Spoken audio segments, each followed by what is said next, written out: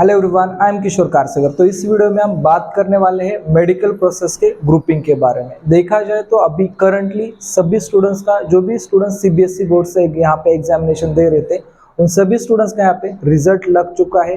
और आगे देखा जाए जो भी यहाँ पे स्टेट बोर्ड से उन स्टेट बोर्ड का भी रिजल्ट यहाँ पे लग जाएगा। लेकिन जो भी स्टूडेंट्स अभी यानी कि 2024 में बोर्ड एग्जाम दे रहे हैं as well as NEET aspirant भी है, उन स्टूडेंट्स के लिए अगर मेडिकल एडमिशन प्रोसेस में पार्टिसिपेट करना है तो बोर्ड का एलिजिबिलिटी क्राइटेरिया क्या रहेगा या बोर्ड में उनकी ग्रुपिंग कैसी होनी चाहिए, तो ही वो स्टूडेंट्स यहाँ पे अगले प्रोसेस के लिए एलिजिबल हो सकते हैं। उसके बारे में हम इन डिटेल इंफॉर्मेशन यहाँ पे लेने वाले हैं। तो देखा जाए तो पहले हम बात करेंगे ग्रुपिंग क्राइटेरिया के बारे में। तो ग्रुपिंग होती क्या है?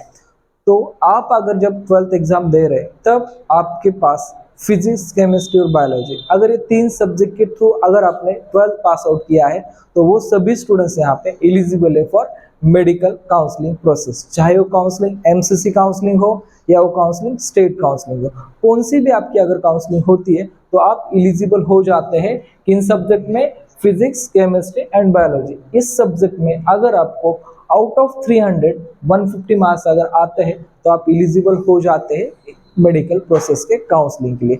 इसमें अगर देखा जाए आपका मार्क्स एक मार्क भी यहाँ पे कम आ रहा है तो आप इस प्रोसेस के लिए एलिजिबल नहीं रहोगे। तो इसलिए जो भी स्टूडेंट्स यहाँ पे 12th का रिजल्ट आ चुका है और रिजल्ट आने के बाद यहाँ पे थोड़ा नीट के रिजल्ट का वेट कर रहे हैं, तो उन सभी स्टूडेंट्स को जो भी आपका ग्रुपिंग क्राइटेरिया रहने वाला है वो ग्रुपिंग क्राइटेरिया उसमें आपको फिजिक्स, केमिस्ट्री एंड बायोलॉजी ये तीन सब्जेक्ट एडिशनल करके आपकी यहाँ पे ग्रुपिंग कंसीडर हो जाती है। क्योंकि ग्रुपिंग का मीनिंग है ग्रुप ऑफ सब्जेक्ट। तो ग्रुप ऑफ सब्जेक्ट में कौन से सब्जेक्ट आएंगे?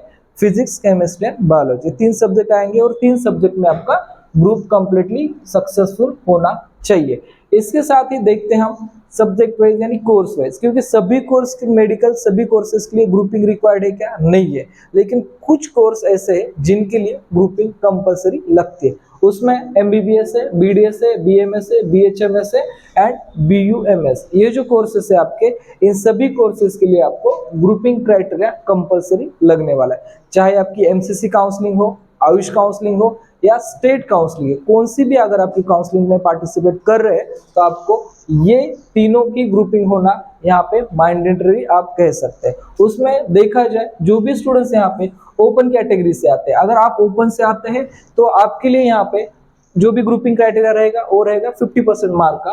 और उस क्राइटेरिया में अगर देखा जाए 50% मार्क की क्राइटेरिया में तो आपका जो भी यहाँ पे फिजिक्स है, केमिस्ट्री है और बायोलॉजी जो सब्जेक्ट है, इन सभी सब्जेक्ट की टोटल ग्रुपिंग आपको आउट ऑफ 300 150 मार्क्स आपके होने ही चाहिए। ठीक से सुनिए, यहाँ पे subject physics, chemistry and biology ये तीनों सब्जेक्ट पकड़ के आपको 300 में से 150 अगर ग्रुपिंग आपकी हो जाती है तो ही आप एलिजिबल हो फॉर फर्दर कोर्स के लिए। अगर इनमें से आपका एक भी मार्क यानी कि 149 तक भी आपका यहाँ पे ग्रुप हो जाता है, जस्ट 1 मार्क यहाँ पे कम आ रहा है, तो भी आपका यहाँ पे ग्रुपिंग कंसीडर नहीं होगा। क्योंकि आपका यहाँ पे ग्रुपिंग कंसीडरेशन के लिए 150 मार्क्स ही यहाँ पे होने चाहिए। ये सबसे इंपॉर्टेंट पार्ट है, क्योंकि जो भी स्टूडेंट्स यहाँ पे 2024 है या 2025 भी रहेगा जो एग्जाम बोर्ड एग्जाम देने वाले, वो सभी स्टूडेंट्स को ये ग्रुपिंग क्राइटेरिया पता होना चाहिए।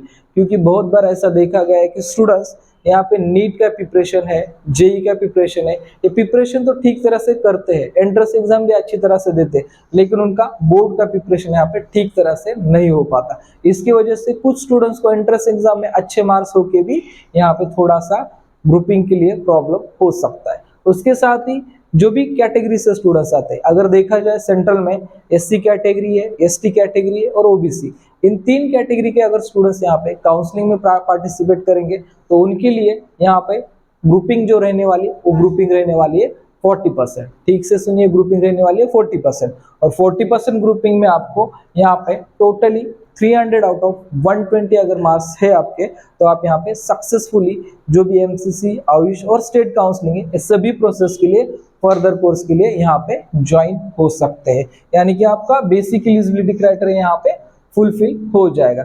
उसके बाद कुछ ऐसे कोर्सेस है जिन कोर्सेज के लिए आपको यहाँ पे ग्रुपिंग की कोई जरूरत नहीं, जैसे कि बीपीटीएच है, बीओटीएच है, यानी कि bachelor of physiotherapy, bachelor of occupational therapy, ये जो आपके ऑप्शंस रहेंगे, इसके लिए आपका 12th पासिंग होना ही इंपॉर्टेंट है, इसमें ऐसा कुछ ग्रुपिंग क्राइटेरिया यहाँ पे नहीं लगने वाला है, चाहे वो किसी भी स्टेट का स्टूडेंट्स हो उसको कोई प्रॉब्लम नहीं होने वाला। उसके बाद है BASLP स्कोर, उसके मैंने लॉन्ग फॉर्म भी यहाँ पे मेंशन किए, वो भी आप यहाँ पे चेक कर सकते हैं। उसके लिए भी आपको HSC पासिंग चाहिए, और HSC पासिंग में आपको फिजिक्स, केमिस्ट्री एंड बायोलॉजी, इसके साथ इनकेस आपका फिजिक्स, बायोलॉजी और मैथमेटिक्स भी अगर रहता है तो भी आप इस कोर्स के लिए यहाँ पे एलिजिबल रहने वाले हैं।